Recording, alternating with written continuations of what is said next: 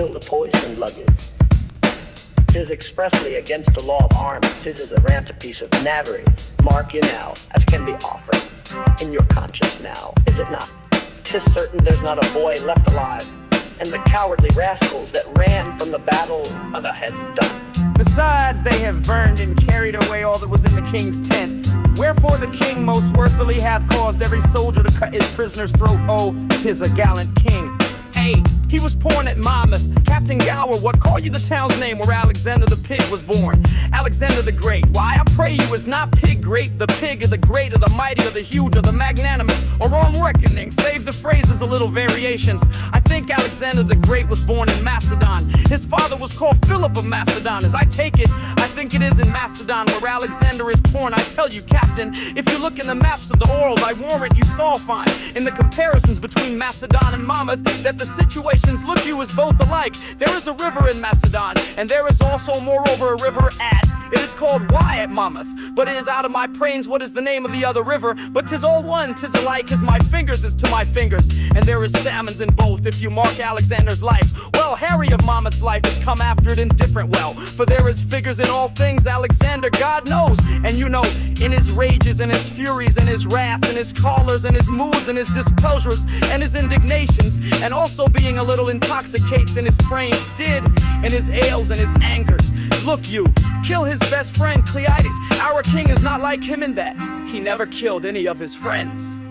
It is not well done, mark you now. Take the tales out of my mouth, ere it is made and finished I speak. But in the figures and comparisons of it, as Alexander killed his friend Cleides, being in his ales and his cups, so also Harry Monmouth, being in his right wits and his good judgments, turned away the fat knight with the great belly.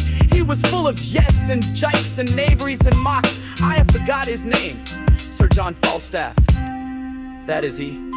I'll tell you, there's good men born at Monmouth. Here comes his majesty. I was not angry since I came to France until this instant. Take a trumpet, herald, ride thou unto the horsemen on yon hill. If they will fight with us, bid them come down or void the field. They do offend our sight. If they'll do neither, we will come to them and make them scare away as swift as stones and force from the old Assyrian slings. Besides, we'll cut the throats of those we have, and not a man of them that we shall take shall taste our mercy. Go and tell them so. Here comes the herald of the French, my liege. His eyes are humbler than they used to be. How now? What means this? Herald, knowst thou not that I have fined these bones of mine for ransom? Comest thou again for ransom?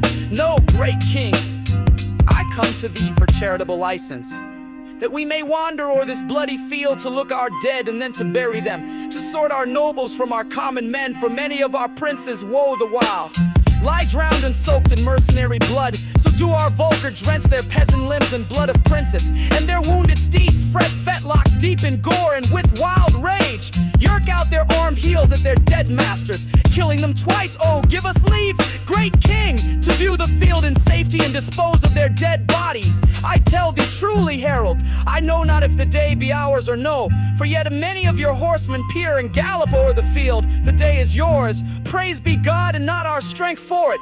What is this castle called that stands hard by? They call it Agincourt.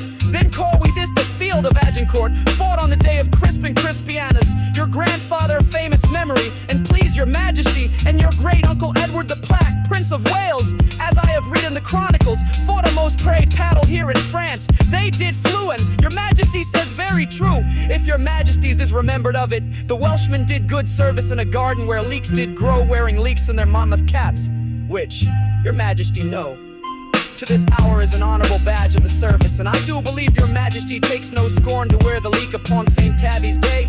I wear it for a memorable honor, for I am Welsh, you know, good country, no, come o'er the corner, my accident wash your majesty's bust plight I met in porning, on Antonium, bad and passing flesh rented, his lordness and cleans this and grace and his madness consoling.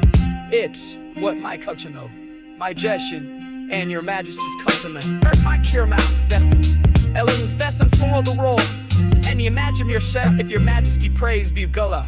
So